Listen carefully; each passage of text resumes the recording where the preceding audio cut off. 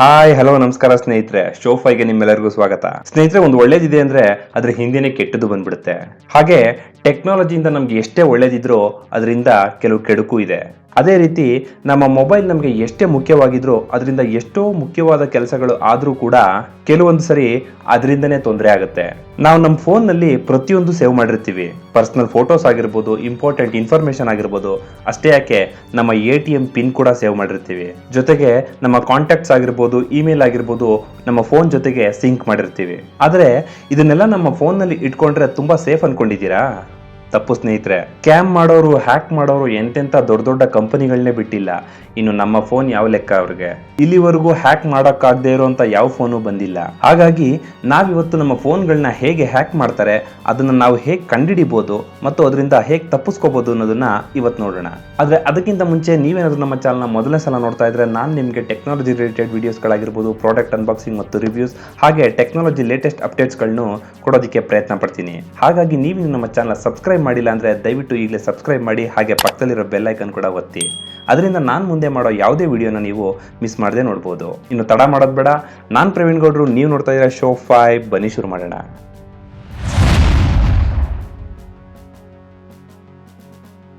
ಇನ್ನು ಮೊದಲು ನಮ್ಮ ಫೋನನ್ನು ಹೇಗೆ ಹ್ಯಾಕ್ ಮಾಡ್ಬೋದು ಅನ್ನೋದನ್ನ ತಿಳ್ಕೊಳ್ಳೋಣ. ಈಸಿ ವೇ ಅಂದ್ರೆ ಕೆಲವೊಂದು ಸ್ಪೈ ಆ್ಯಪ್ಗಳನ್ನು ನಿಮ್ಮ ಮೊಬೈಲ್ ಫೋನ್ನಲ್ಲಿ ಇನ್ಸ್ಟಾಲ್ ಮಾಡಿ ಅದರಿಂದ ಕೂಡ ಹ್ಯಾಕ್ ಮಾಡ್ತಾರೆ. ಅದರಿಂದ ನಿಮಗೆ ಪರಿಚಯ ಇಲ್ಲದೆ ಇರೋರಿಗೆ ನಿಮ್ಮ ಫೋನನ್ನು ಕೊಡಕ್ಕೆ ಹೋಗ್ಬೇಡಿ. ಈ ಆ್ಯಪ್ಗಳು ನಿಮ್ಮ ಮೊಬೈಲ್ ಟ್ರ್ಯಾಕರ್ ಇದ್ದಾಗೆ ನಿಮ್ಮ incoming calls, out going calls, ನಿಮ್ಮ ಮೆಸೇಜಸ್, ಇಮೇಲ್ಸ್ ಎಲ್ಲವನ್ನು ಟ್ರ್ಯಾಕ್ ಮಾಡುತ್ತೆ. ಹಾಗೆ ನಿಮ್ಮ GPS ಲೊಕೇಶನ್ ಆಗಿರ್ಬೋದು, ನಿಮ್ಮ ವಾಟ್ಸಪ್, ಫೇಸ್ಬುಕ್ ಕಾನ್ವರ್ಸೇಷನ್ಸ್ ಕೂಡ ಟ್ರ್ಯಾಕ್ ಮಾಡುತ್ತೆ. ಇನ್ನು ಈ ಆ್ಯಪ್ಗಳು ಲೀಗಲ್ ಆಗಿದ್ದಾವೆ. ಆದ್ರೆ ನೀವು ಕೇಳ್ಬೋದು, ಈ ಆ್ಯಪ್ಗಳಿಂದ ತೊಂದರೆ ಆಗ್ತಾ ಇದೆ ಅಂದ್ರೆ ಇದನ್ನ ಬ್ಯಾನ್ ಮಾಡ್ಬೋದಲ್ವಾ ಅಂತ. ಆದ್ರೆ ಇದರ ಕ್ರಿಯೇಟರ್ಸ್ ಹೇಳೋ ಪ್ರಕಾರ ಇದನ್ನ ತಂದೆ ತಾಯಿಗಳು ತಮ್ಮ ಮಕ್ಕಳ ಆಕ್ಟಿವಿಟೀಸ್ನ ಟ್ರ್ಯಾಕ್ ಮಾಡೋದಕ್ಕೆ ಬಳಸ್ತಾರಂತೆ. ಅವ್ರು ಯಾರ ಜೊತೆ ಮಾತಾಡ್ತಾರೆ, ಇಂಟರ್ನೆಟ್ ನಲ್ಲಿ ಏನ್ ನೋಡ್ತಾರೆ ಎಲ್ಲಾನು ಟ್ರ್ಯಾಕ್ ಮಾಡ್ಬೋದು. ಹಾಗೆ ಕಂಪನಿ ನಡೆಸ್ತಿರೋರು ಕೂಡ ತಮ್ಮ ಎಂಪ್ಲಾಯೀಸ್ ಬಗ್ಗೆ ಗಮನ ಕೊಡೋದಕ್ಕೆ ಈ ಆ್ಯಪ್ ಅನ್ನು ಬಳಸ್ತಾರಂತೆ. ಹಾಗೆ ಇದರಿಂದ ಕೆಲವು ಲಾಭ ಕೂಡ ಇದೆ. ಆದ್ರೆ ಕೆಲವರು ಇದನ್ನೇ ಬಂಡವಾಳ ಮಾಡಿಕೊಂಡು ಇದರಿಂದ ದುರುಪಯೋಗ ಮಾಡ್ತಾರೆ.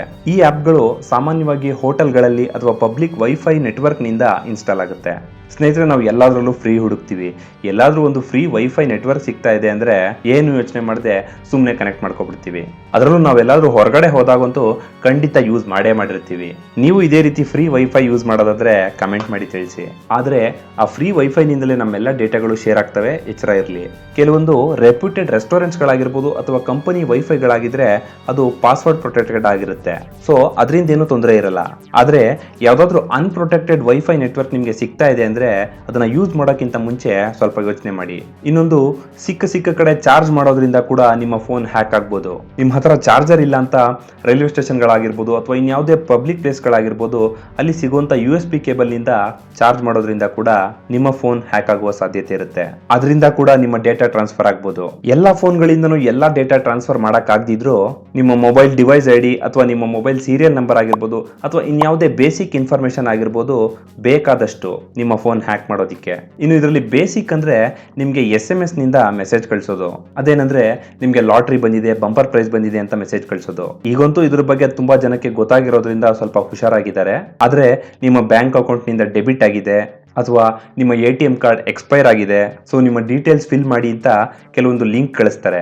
ಸೊ ನೀವು ನಿಜವಾಗ್ಲೂ ಎಕ್ಸ್ಪೈರ್ ಆಗ್ಬೋದು ಅನ್ನೋ ಭಯದಲ್ಲಿ ಆ ಲಿಂಕ್ ಅನ್ನ ಕ್ಲಿಕ್ ಮಾಡ್ತೀರಾ.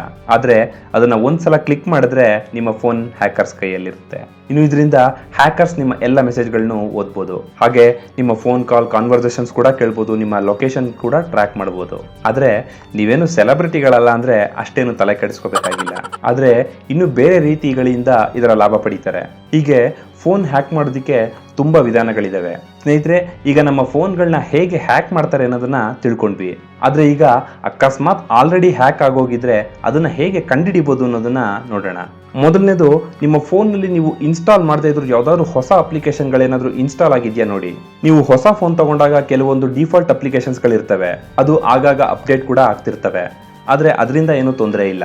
ಆದರೆ ಅದನ್ನ ಬಿಟ್ಟು ಬೇರೆ ಆ್ಯಪ್ಗಳು ಅಥವಾ ಒರಿಜಿನಲ್ ಆ್ಯಪ್ನಂತೆ ಕಾಣುವ ಬೇರೆ ಆ್ಯಪ್ಗಳು ಸ್ಪೆಲ್ಲಿಂಗ್ ಮಿಸ್ಟೇಕ್ ಮಾಡಿ ಕೆಲವೊಂದು ಆ್ಯಪ್ಗಳು ಡೌನ್ಲೋಡ್ ಆಗಿರುತ್ತೆ. ಅದನ್ನು ಕೂಡ ಗಮನಿಸ್ತಾ ಇರಿ. ಯಾವುದೇ ಆಪ್ಗಳು ಅದರ ಕಂಪ್ಲೀಟ್ ಇನ್ಫಾರ್ಮೇಶನ್ ಇಲ್ಲದೆ ಇದ್ರೆ ಅದು ಹ್ಯಾಕರ್ಸ್ ಗಳಿಂದ ಡೌನ್ಲೋಡ್ ಆಗಿರುವಂತ ಸಾಧ್ಯತೆ ಇರುತ್ತೆ. ಇನ್ನು ನಂತರದು ಕೆಲವೊಂದು ಆಪ್ಗಳು ಸರಿಯಾಗಿ ಕೆಲಸ ಮಾಡದೇ ಇರ್ಬೋದು, ಅಥವಾ ಪದೇ ಪದೇ ಕ್ಲೋಸ್ ಆಗೋದು, ಅಥವಾ ಆಗಾಗ ಸ್ಟ್ರಕ್ ಆಗೋದು, ಇದರ ಲಕ್ಷಣ ಇರ್ಬೋದು. ಹಾಗಾಗಿ ಗಮನಿಸ್ತಾ ಇರಿ. ಇನ್ನೊಂದು, ನಿಮ್ಮ ಫೋನ್ ಬ್ಯಾಟ್ರಿ ಇದ್ದಕ್ಕಿದ್ದಾಗೆ ಬೇಗ ಡಿಸ್ಚಾರ್ಜ್ ಆಗೋದು. ನೀವೇನಾದ್ರೂ ಇದನ್ನ ಗಮನಿಸಿದ್ರೆ ಇದು ಒಂದು ಕಾರಣ ಇರ್ಬೋದು. ಇದು ನಿಮಗೆ ಗೊತ್ತಿಲ್ಲದೆ ಇರೋ ಆಪ್ಗಳು ಬ್ಯಾಕ್ ಗ್ರೌಂಡ್ ನಲ್ಲಿ ರನ್ ಆಗ್ತಿರೋದ್ರಿಂದ ಬೇಗ ಬ್ಯಾಟ್ರಿ ಡಿಸ್ಚಾರ್ಜ್ ಆಗ್ತಿರುತ್ತೆ. ನೀವು ಆ ಆಪ್ಗಳನ್ನ ಓಪನ್ ಮಾಡಬೇಕು ಅಂತಾನೆ ಏನಿಲ್ಲ, ಅದು ತನ್ನಿಂತಾನೆ ಬ್ಯಾಕ್ ಗ್ರೌಂಡ್ ನಲ್ಲಿ ರನ್ ಆಗಿ ನಿಮ್ಮ ಬ್ಯಾಟ್ರಿಗಳನ್ನ ಬೇಗ ಡಿಸ್ಚಾರ್ಜ್ ಮಾಡೋಕೆ ಸಹಾಯ ಮಾಡುತ್ತೆ. ಇನ್ನು ನಂತರದು, ನಿಮ್ಮ ಸ್ಮಾರ್ಟ್ ಫೋನ್ ತುಂಬಾ ಸ್ಲೋ ಆಗೋದು. ಇದು ಕೂಡ ಒಂದು ಕಾರಣ ಸ್ನೇಹಿತರೆ. ಸಾಮಾನ್ಯವಾಗಿ ನಮ್ಮ ಫೋನ್ ಸ್ಲೋ ಆಗಿದ್ರೆ ಇದು ಹಳೇದಾಗೋಯ್ತು ಅಂತ ಅನ್ಕೊಂಡ್ಬಿಡ್ತೀವಿ. ಆದ್ರೆ ನಿಮ್ಮ ಫೋನ್ ಚೆನ್ನಾಗಿದ್ರು ಕೂಡ ಬ್ಯಾಟ್ರಿ ಹೇಗೆ ಬೇಗ ಡಿಸ್ಚಾರ್ಜ್ ಆಗುತ್ತೋ ಅದೇ ರೀತಿ ಬ್ಯಾಕ್ ಗ್ರೌಂಡ್ ನಲ್ಲಿ ಆಪ್ಗಳು ರನ್ ಆಗೋದ್ರಿಂದ ನಿಮ್ಮ ಫೋನ್ ಸ್ಲೋ ಆಗುತ್ತೆ. ಆ ಸಮಯದಲ್ಲಿ ನಿಮ್ಮ ಫೋನ್ ಇಂದ ಎಲ್ಲ ಡೇಟಾಗಳು ಟ್ರಾನ್ಸ್ಫರ್ ಆಗ್ತಿರೋ ಸಾಧ್ಯತೆ ಕೂಡ ಇರುತ್ತೆ. ಸ್ನೇಹಿತರೆ, ನಮ್ಮ ಫೋನ್ಗಳು ಸ್ಮಾರ್ಟ್ ಫೋನ್ ಆಗಿರ್ಬೋದು, ಆದ್ರೆ ಹ್ಯಾಕರ್ಸ್ ಅದಕ್ಕಿಂತ ಸ್ಮಾರ್ಟ್ ಇರ್ತಾರೆ. ಹಾಗಾಗಿ ಖಂಡಿತ ನಾವೆಲ್ಲರೂ ತುಂಬಾ ಹುಷಾರಾಗಿರ್ಬೇಕು. ಇನ್ನೊಂದು ಕಾರಣ ನೋಡೋದಾದ್ರೆ, ನಮ್ಮ ಫೋನ್ ಸುಮ್ಮನೆ ಬಿಸಿ ಆಗೋದು.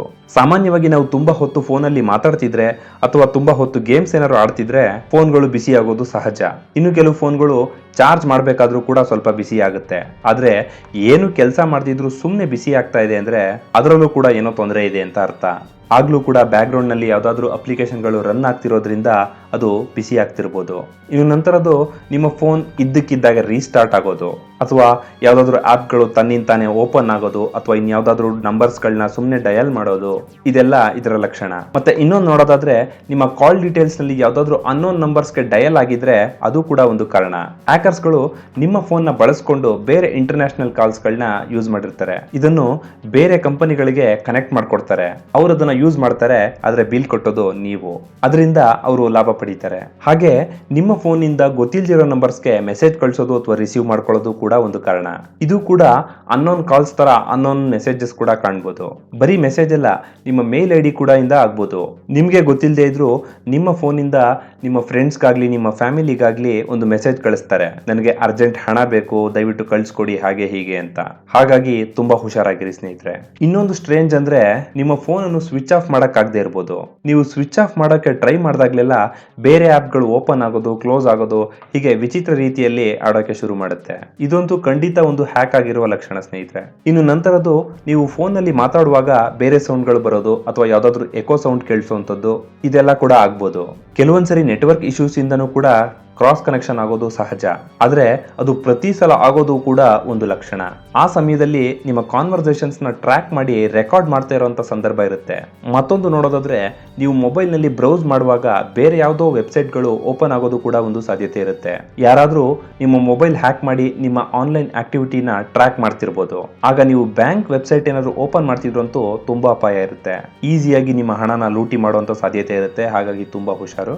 ಇನ್ನು ನಂತರದು, ಈಗ ತುಂಬಾ ಕಡಿಮೆ ಬೆಲೆಗೆ ಇಂಟರ್ನೆಟ್ ಡೇಟಾ ಸಿಗ್ತಾ ಇರೋದ್ರಿಂದ ನಾವು ಇಂಟರ್ನೆಟ್ ಡೇಟಾನ ಎಷ್ಟು ಯೂಸ್ ಮಾಡ್ತಾ ಇದ್ದೀವಿ ಅನ್ನೋದನ್ನ ನೋಡೋದಕ್ಕೆ ಹೋಗಲ್ಲ.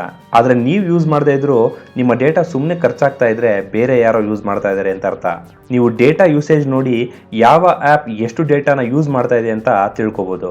ಯಾವ್ದಾದ್ರು ಆಪ್ ಸುಮ್ಮನೆ ಜಾಸ್ತಿ ಡೇಟಾ ಯೂಸ್ ಮಾಡ್ತಿದ್ರೆ ಅದು ಕೂಡ ಒಂದು ಕಾರಣ ಇರ್ಬೋದು. ಸೊ ಡಿಲೀಟ್ ಮಾಡ್ಬಿಡಿ.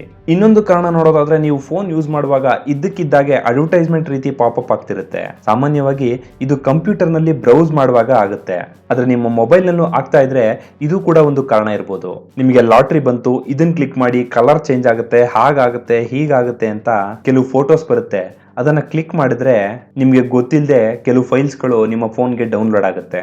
ಹಾಗಾಗಿ ಅದನ್ನ ಕ್ಲಿಕ್ ಮಾಡಕ್ ಹೋಗ್ಬೇಡಿ. ಇನ್ನು ನಂತರದ್ದು, ನೀವು ಕಳಿಸುವಂತ ಮೇಲ್ಗಳು ಡೆಲಿವರ್ ಆಗದೆ ಇರ್ಬೋದು. ಅದೆಲ್ಲ ಸ್ಪ್ಯಾಮ್ ಆಗ್ತಿರ್ಬೋದು.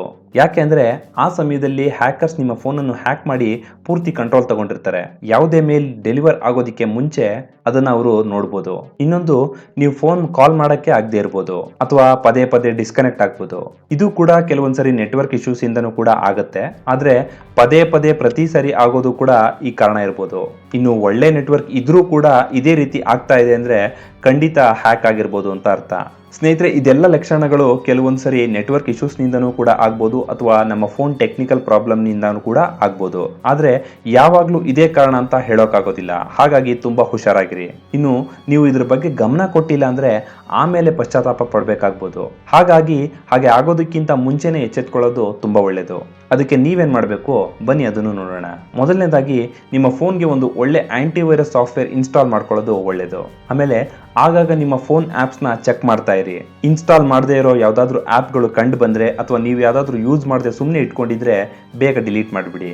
ಹಾಗೆ ಆಗಾಗ ನಿಮ್ಮ ಫೋನನ್ನು ಫ್ಯಾಕ್ಟ್ರಿ ರೀಸೆಟ್ ಮಾಡ್ತಾ ಇರಿ. ಯಾವುದಾದ್ರೂ ಅನ್ವಾಂಟೆಡ್ ಆ್ಯಪ್ಗಳಾಗಿರ್ಬೋದು ಅಥವಾ ನಿಮ್ಮ ಫೋನ್ ಏನಾದರೂ ಹ್ಯಾಕ್ ಆಗಿದ್ರೂ ಕೂಡ ಎಲ್ಲ ಡಿಲೀಟ್ ಆಗಿಬಿಡುತ್ತೆ. ಇನ್ನೂ ಸರಿಯಾಗಿಲ್ಲ ಅಂದರೆ ನಿಮ್ಮ ಫೋನನ್ನು ಸರ್ವಿಸ್ ಸೆಂಟರ್ಗೆ ತೋರಿಸೋದು ಒಳ್ಳೆಯದು. ಸ್ನೇಹಿತರೆ, ನಮಗೆಲ್ಲ ಗೊತ್ತಿರೋ ವಿಷಯ prevention is better then cure ಅಂತ. ಹಾಗಾಗಿ ಹ್ಯಾಕ್ ಆಗೋದಕ್ಕಿಂತ ಮುಂಚೆ ಏನೆಲ್ಲ ಪ್ರಿಕಾಷನ್ ತಗೋಬೇಕೋ ತಗೊಳ್ಳಿ. ಯಾವುದೇ ಮೆಸೇಜ್ನಲ್ಲಿ ಲಿಂಕ್ ಇದ್ದು ಅದೇನಾದ್ರು ಡೌಟ್ ಬರೋ ರೀತಿ ಇದ್ರೆ ಖಂಡಿತ ಓಪನ್ ಮಾಡಕ್ ಹೋಗ್ಬೇಡಿ. ಇನ್ನು ಗೊತ್ತಿಲ್ಲದೆ ಇರೋ ಕಂಪ್ಯೂಟರ್ಗಳಿಂದ ನಿಮ್ಮ ಫೋನನ್ನು ಚಾರ್ಜ್ ಮಾಡಕ್ ಹೋಗ್ಬೇಡಿ. ಹಾಗೆ ರಿಮೆಂಬರ್ ಆಪ್ಷನ್ ಕೂಡ ಯೂಸ್ ಮಾಡದೇ ಇರೋದು ತುಂಬಾ ಒಳ್ಳೆಯದು. ಅದು ಅಷ್ಟು ಇಂಪಾರ್ಟೆಂಟ್ ಆಗಿದ್ರೆ ಅದನ್ನ ನೆನ್ಪಿಟ್ಕೊಳ್ಳೇಬೇಕು. ಇನ್ನು ನಿಮ್ಮ ಫೋನ್ ಆಟೋಮೆಟಿಕ್ ವೈಫೈ ಕನೆಕ್ಷನ್ ಏನಾದರೂ ಆನ್ ಆಗಿದ್ರೆ ಅದನ್ನು ಕೂಡ ಆಫ್ ಮಾಡಿ. ಮ್ಯಾನ್ಯುಯಲ್ ಆಗಿ ಸೆಲೆಕ್ಟ್ ಮಾಡೋ ರೀತಿ ಇಟ್ಕೊಳ್ಳಿ. ಹಾಗೆ ಪಬ್ಲಿಕ್ ವೈಫೈಗಳನ್ನು ಯೂಸ್ ಮಾಡೋದು ಅವಾಯ್ಡ್ ಮಾಡಿ. ಅದರಲ್ಲೂ ಫ್ರೀ ಇದ್ರಂತೂ ಖಂಡಿತ ಯೂಸ್ ಮಾಡಕ್ ಹೋಗ್ಬೇಡಿ. ಅದರಲ್ಲಿ ಪಾಸ್ವರ್ಡ್ ಪ್ರೊಟೆಕ್ಟೆಡ್ ಇದ್ರೆ ಮಾತ್ರ ಯೂಸ್ ಮಾಡಬಹುದು. ಹಾಗೆ ಮುಖ್ಯವಾಗಿ ಪಬ್ಲಿಕ್ ವೈಫೈನಿಂದ ಆನ್ಲೈನ್ ಪರ್ಚೇಸ್ ಅಥವಾ ಫಂಡ್ ಟ್ರಾನ್ಸ್ಫರ್ ಅನ್ನು ಮಾಡಬೇಡಿ. ಅದರಲ್ಲೂ ನೀವು ಆಂಡ್ರಾಯ್ಡ್ ಯೂಸರ್ ಆಗಿದ್ರೆ ಖಂಡಿತ ಒಂದು ಒಳ್ಳೆ ಆಂಟಿವೈರಸ್ ಇನ್ಸ್ಟಾಲ್ ಮಾಡ್ಕೊಳ್ಳೋದು ಒಳ್ಳೆಯದು. ಹಾಗೆ ಖಂಡಿತ ನಿಮ್ಮ ಫೋನ್ಗೂ ಕೂಡ ಪಾಸ್ವರ್ಡ್ ಇಟ್ಕೊಳ್ಳಿ. ಸ್ನೇಹಿತರೆ, ಈ ಮಾಹಿತಿ ನಿಮಗೆ ಇಷ್ಟ ಆಗಿದೆ ಅಂತ ಅನ್ಕೋತೀನಿ. ಅದು ನಿಜ ಆಗಿದ್ರೆ ವಿಡಿಯೋನ ಲೈಕ್ ಮಾಡಿ. ಹಾಗೆ ನಿಮ್ಮ ಸ್ನೇಹಿತರಿಗೂ ಕೂಡ ಶೇರ್ ಮಾಡುವ ಮೂಲಕ ಇದನ್ನು ತಿಳಿಸಿ. ಇನ್ನು ಇದೇ ರೀತಿಯ ಇಂಪಾರ್ಟೆಂಟ್ ವಿಷಯಗಳನ್ನು ತಿಳ್ಕೊಳ್ಳೋದಕ್ಕೆ ಸಬ್ಸ್ಕ್ರೈಬ್ ಮಾಡೋದನ್ನು ಮರಿಬೇಡಿ. ಮತ್ತೆ ಮುಂದಿನ ವಿಡಿಯೋದಲ್ಲಿ ಮತ್ತಷ್ಟು ಇಂಟ್ರೆಸ್ಟಿಂಗ್ ವಿಚಾರಗಳೊಂದಿಗೆ ಬರ್ತೀನಿ. ಅಲ್ಲಿವರೆಗೂ ನಮಸ್ಕಾರ, ಟಾಟಾ.